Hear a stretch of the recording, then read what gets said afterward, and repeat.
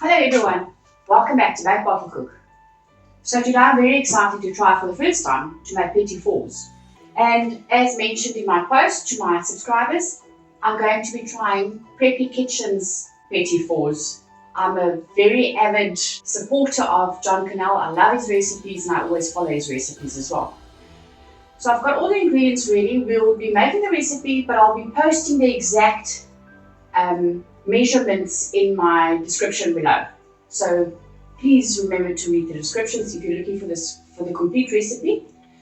Let's start off by switching our oven onto 176 degrees Celsius, and according to the Fahrenheit is 350.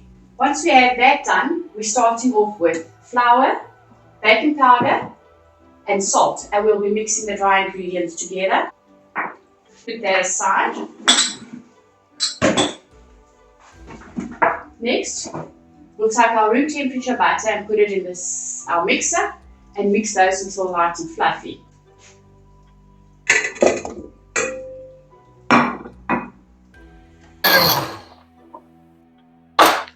Our butter is nice and creamy, so let's add our sugar.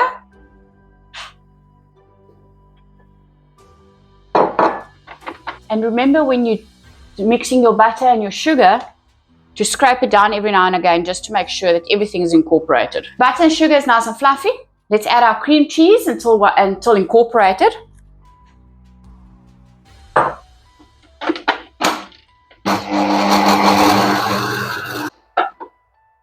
Just scrape down the sides as well. Oh, I love the smell of cream cheese, don't you? That's lovely and fluffy. So let's add our eggs one at a time.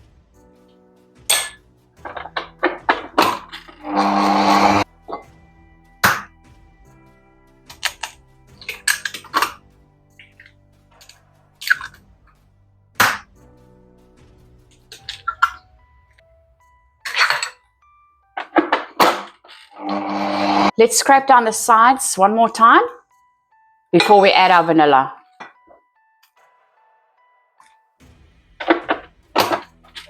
The recipe is asking to mix in our flour mixture in 3 batches, so let's do that next.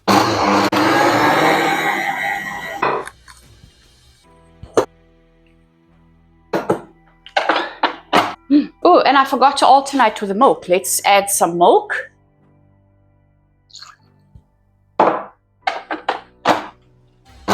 Sorry, John. Okay, let's time until it's just almost combined. And then I'll finish it off with a spatula. And then we'll pour it into our prepared pan. I can't tell you how lovely this batter looks. It's so soft and silky. So the recipe asked for a 12 by 17 inch pan. This is what I have. Mine is a bit smaller. I think measured in centimeters, mine is 25 by about 35. So it's smaller than the requested pan, but let's see how this works out.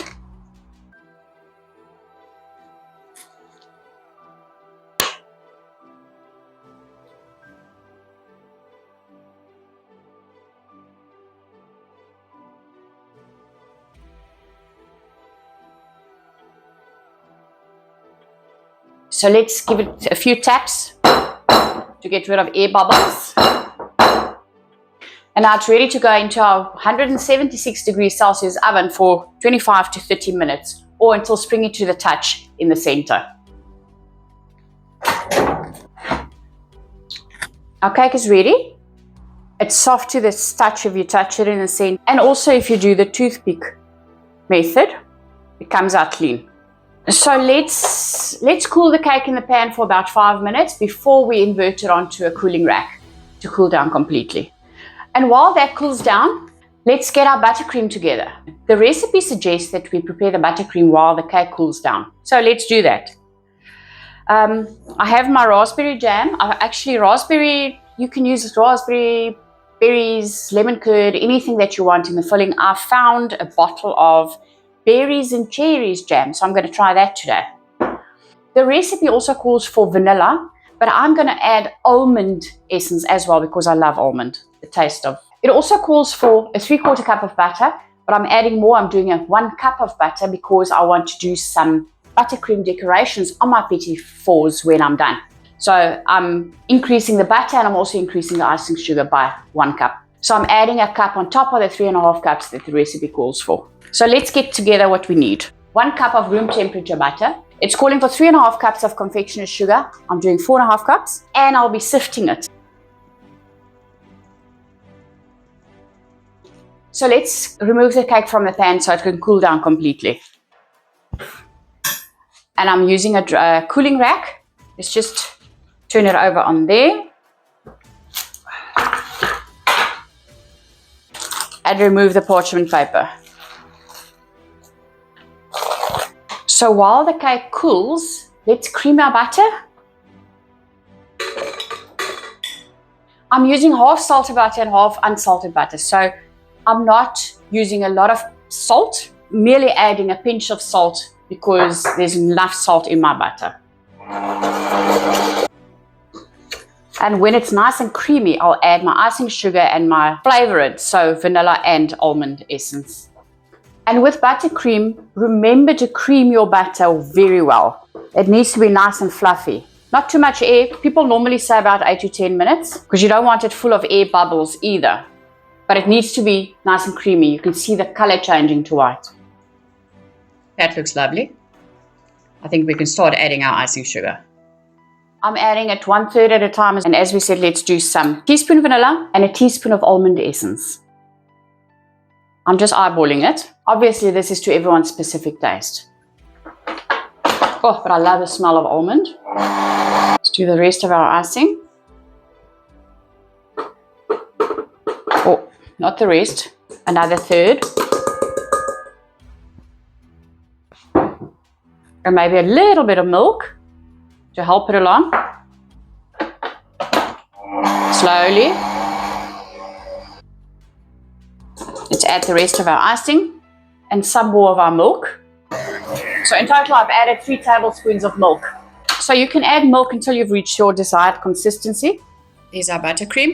It's a beautiful buttercream. I'm just going to whip it up some more. Okay, that's beautiful.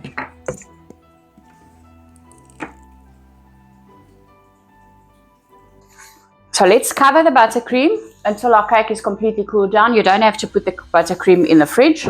Otherwise, it's going to be too stiff and too hard to work with. So what I normally do is I grab a shower cap. I've bought a few shower caps specifically for my sourdough and baking. So these are in my baking drawer, ready to cover anything that I need to keep moist. Okay, so I think it's cooled down quite a bit. I'm going to flip it over. Oh, let's see if I can do this. On parchment paper.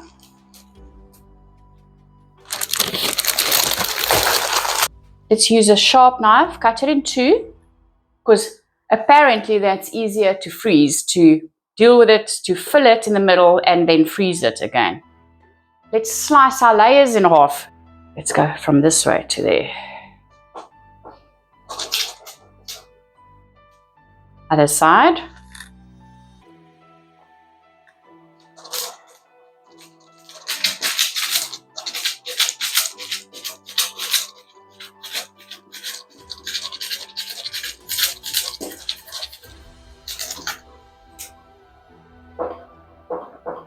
And to make my life easier, I'm going to be using this cake lifter.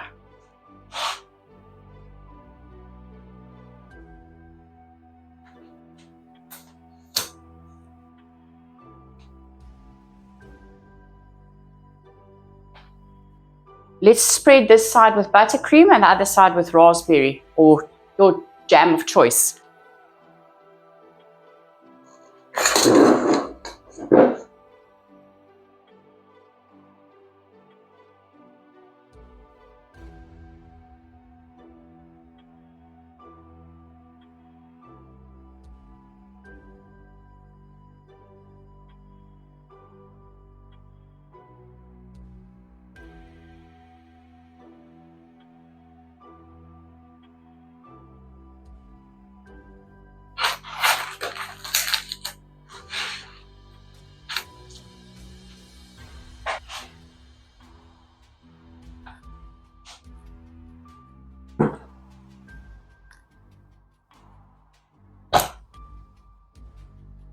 So we've sandwiched our cake layers. Let's get these back into the pan. I've actually kept the pan so that we can use it again. Get it back into the pan, and then we'll cover it with cling wrap and freeze it for about half an hour, maybe more. I don't know. As I said, it's the first time I'm doing this. Let's see how long it takes, and once it's frozen, we can cut them into squares.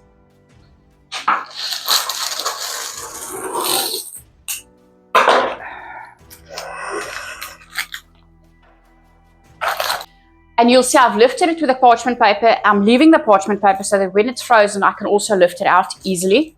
Before we freeze this, let's cover it with a layer of buttercream. Let's give it a nice layer so that it actually covers up any broken pieces or bubbles, air bubbles, or anything like that.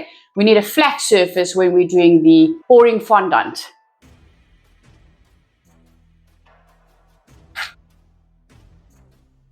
I'm covering this. Let's get that in the freezer. And we still have some leftover buttercream to pipe some decorations on our petit fours. The cake's been in the fridge for half an hour. Let's see if we can cut them into our little squares. And I'm also, as a test, I've got a serrated and a non-serrated knife. Let's see which one cuts easier. Let's cut off the sides. There's a bit of a crumb. Let's see the non-serrated one.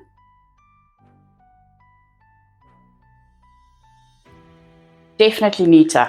Let's just clean our knife. So I'm also going to cut it the same size as Preppy Kitchen, 1.25 inches. And according to this, 1.25 inches is nearly 4 centimeters.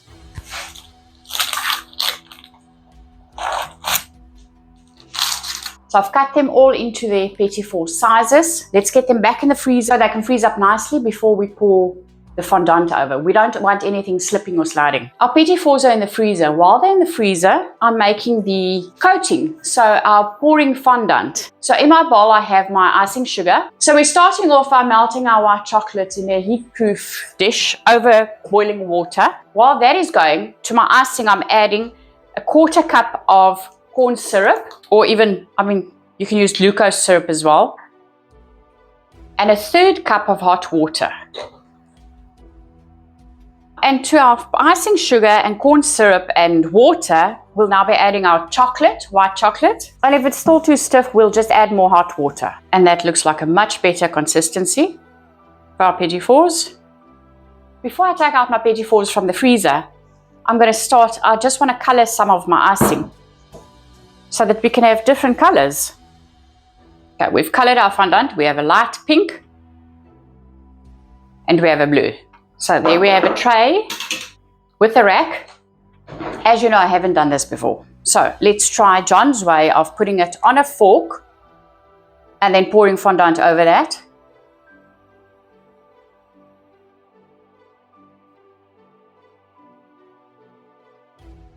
So the fondant's cooling down a bit. It's getting a bit stiffer.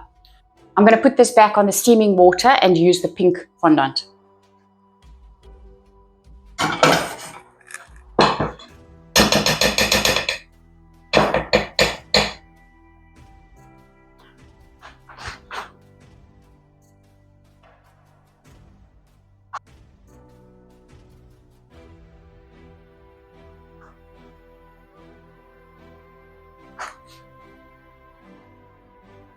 So I've poured fondant over half of the actual cake batter that we had. I'll be freezing the rest of the petit fours without fondant, and when I want to use it, I'll cover them. So we got quite a bit out of the batter that we had, out of the cake. Let's put some small roses onto them just to finish them off, and we can enjoy them.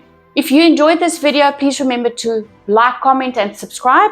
I look forward to sharing more recipes with you and testing new recipes that we haven't tried before. Thank you so much for joining me. Let's decorate these and get them out and pretty.